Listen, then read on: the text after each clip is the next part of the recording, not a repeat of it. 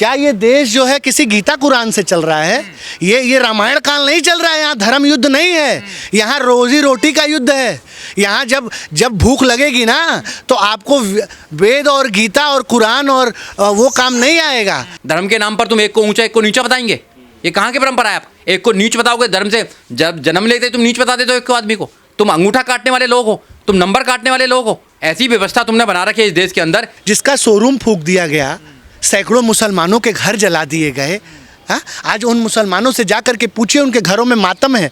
उन हिंदुओं से पूछिए, जाके गोपाल मिश्रा की माँ से पूछिए कि उसके दिल पे क्या बीत रही है। तुमने नफरत फैला रखी है, जातिवादी आतंकवादी फैला रखे हैं तुमने घरों में। और ये देश जातियों से चलता है। इस देश में जातिवादी है, जातिवादी गुंडे हैं, उन गुंडों का इलाज होना चाहिए। ये देश जाति मुक्त होना चाहिए, जाति विहीन होना चाहिए। और जब जब तानाशाह की कुर्सी खतरे में होगी तब तक इस तरीके के दंगे फैलेंगे, इस तरीके की धार्मिक उन्माद होगा। इस देश की जनता को ये तय करना है। राजा और रंग कभी एक नहीं होते। सब सनातनी है। कोई सनातनी नहीं है, हम तो सनातनी नहीं है। अम्बेडकरवादी सनातनी नहीं है।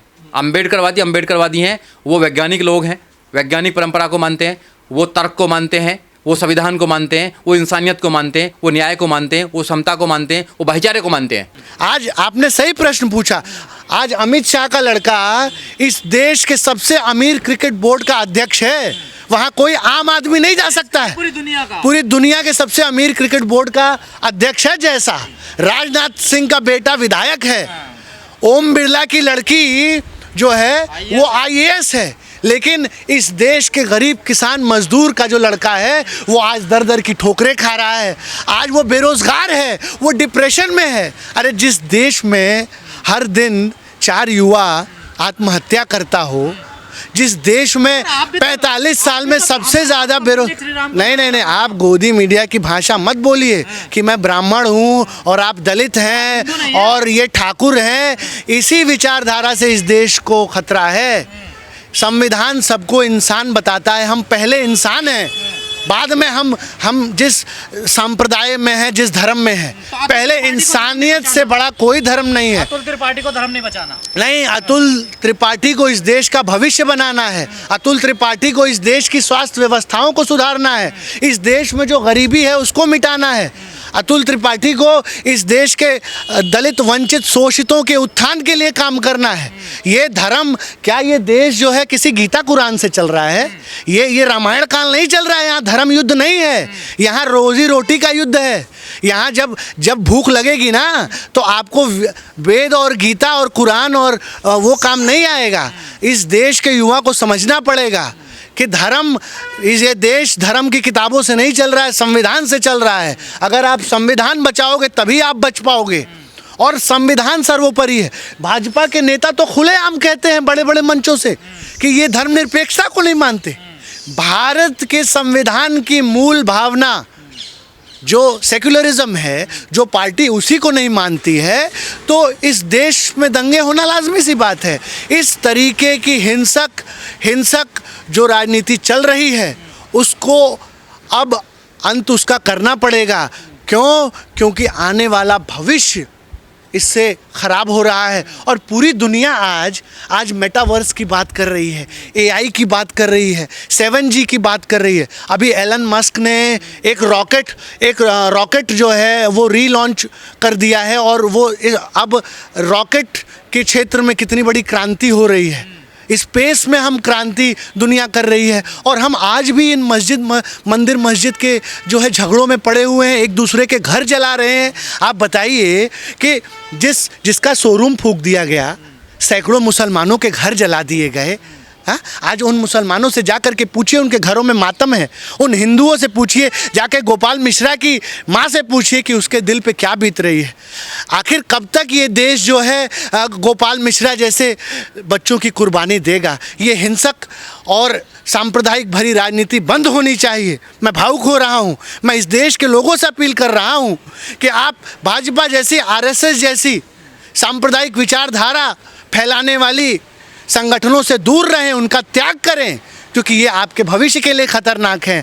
और दंगा इसीलिए फैलाया जा रहा है क्योंकि जो तानाशाह है उसकी कुर्सी खतरे में है। और जब तानाशाह की कुर्सी खतरे में होगी तब तक इस तरीके के दंगे फैलेंगे, इस तरीके की धार्मिक उन्माद होगा। इस देश की जनता को ये तय करना है इस देश की जनता को ये तय करना है कि अब जो है वो इस राजनीति का बहिष्कार करे और अपने बच्चों को कम से कम इस तरीके की घिनौनी राजनीति का हिस्सा ना बनने दे। मज़हब नहीं सिखाता आपस में बैर रखना, हिंदी है हम वतन हिंदुस्तान हमारा। आज जिस तरीके से इस हिंदुस्तान रूपी गुलदस्ते को, जिसमें हर तरह के धर्म, हर तरीके की जातियां, हर तरीके के संप्रदाय सौहार्दपूर्वक शांतिपूर्वक रहते हैं, ये गुलदस्ता जिसमें हर रंग का फूल खिलता है, आज हिंदुस्तान रूपी गुलदस्ते को किसी की नज़र लग गई है।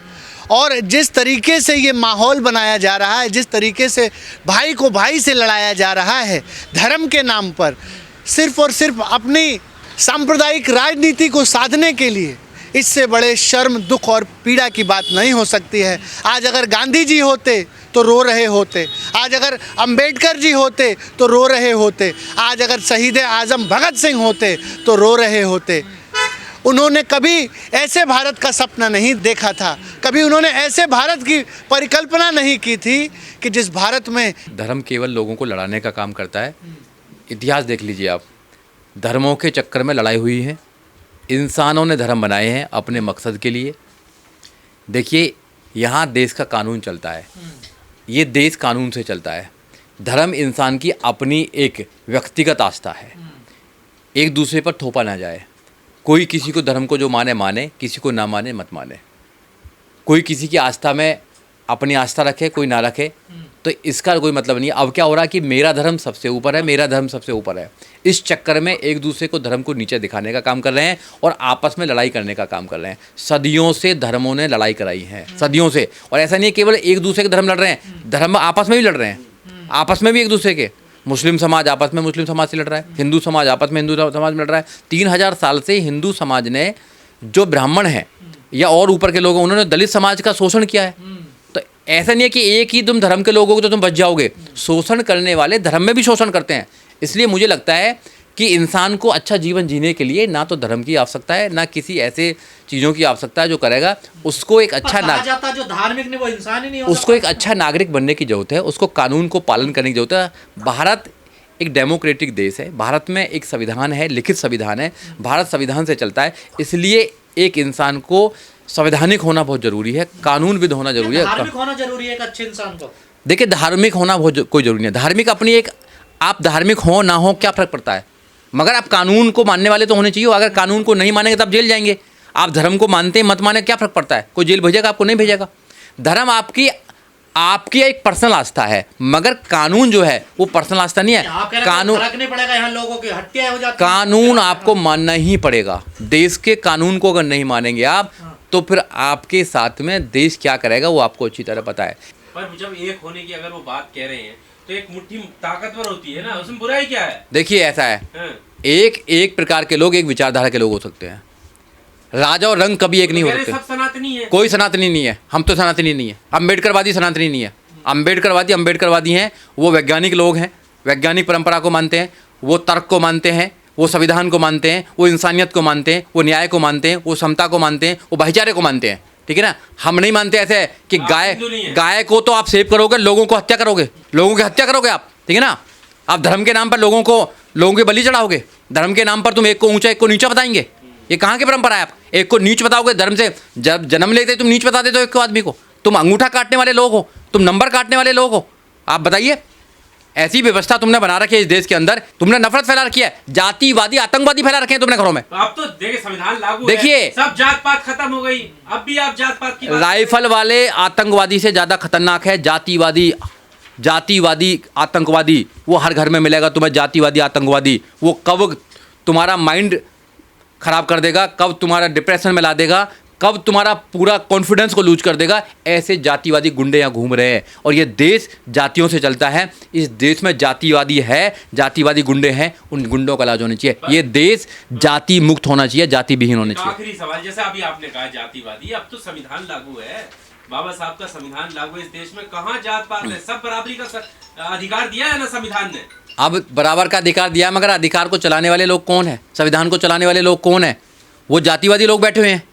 भाई, जब आप नंबर काटेंगे, लेटर एंट्री से अगर तुम अब लोगों को बनाएंगे और आप SC ST से बोलेंगे कि भैया ये तो फिट ही नहीं है, ये ना नॉन सुटेबल कैंडिडेट आ जाते हैं, तो वहाँ ऐसी मानसिकता का इलाज क्या करेंगे आप सामने बैठेंगे, थाने में जाएंगे, आपकी जाति पूछी जाएगी कौन सी जाति से हैं, और जब आप एक विशेष जाति से होंगे तो आपको कहेंगे नहीं बैठो आपकी नहीं होगी FIR नहीं होगी, फिर क्या करोगे आप एक जाति को लेके घूम रहे हैं इस देश के अंदर और जाति के नाम से न्याय देने का काम कर रहे हैं, तो इस देश में फिर कुछ होने वाला नहीं है। इसलिए मैं कहना चाहता हूँ, अपने लोगों से कहना चाहता हूँ, इस देश के बुद्धिजीवी लोगों से कहना चाहता हूँ कि आप बुद्ध की बात मानिए, आप अंबेडकर के सिद्धांत को पढ़िए। अंबेडकर ने इस देश में संविधान दिया है, समता, स्वतंत्रता, भाईचारे, न्याय का सिद्धांत दिया, उस सिद्धांत को मानिए। उसी सिद्धांत से देश में भाईचारा पैदा हो सकता है, उसी सिद्धांत से देश को महान बनाया जा सकता है, और दूसरा कोई सिद्धांत नहीं है। ऊंच नीच से नफरत करने से, धर्मों में नफरत करने से कभी भी देश महान नहीं हो सकता है। देखिए, हार के कुछ कारण नहीं है। हर एक जीत भाजपा और इलेक्शन कमीशन पे प्रेशर खड़ा कर जाती है, और इलेक्शन कमीशन और भाजपा इन 11 सालों में अभी तक किसी बातों का जवाब नहीं दे पाई। आप 3 स्टेट में 2 जीत जाते हैं, 1 जितवा देते हैं, और फिर कहते हैं अगर हम कहें कि लोकतंत्र में ठीक हुआ है तो आप कहते हैं हमारी बात को पकड़ते हैं। लेकिन मैं आज एक प्रश्न खड़ा करता हूं आपके माध्यम से कि मैं ये कहता हूं कि अगर 3 स्टेट में इलेक्शन होते हैं तो 2 आप जीतते हैं जिनकी आपको सहूलत होती है, 1 वो जितवाते हो जिसको आपकी ज़रूरत नहीं होती है, क्योंकि वहाँ से जीतने से आपको प्रॉब्लम थी। आज जीतते आप कश्मीर तो आपको पता चलता है कि कश्मीर को आपने क्या देना है, लेकिन आपने कश्मीर की गेम पलटी।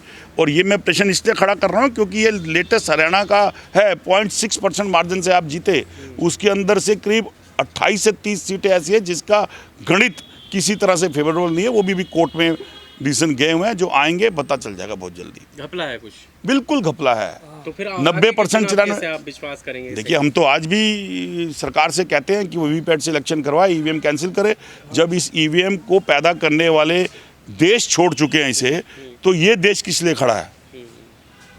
और अगर इन पे ईवीएम पे प्रेशर खड़ा होता है बार बार, तो किसकी ड्यूटी बनती है उन साक्ष्यों को सामने रखना कि हाँ ईवीएम हैक नहीं हो सकता? ये भी सरकार की है, इलेक्शन कमीशन की है। अब आप शायरो शायरी कह के कि चिड़िया आई और उड़ गई, उड़ के दाना खा गई, तो फिर ये ड्यूटी नहीं है, ये तो शेरो शायरी है।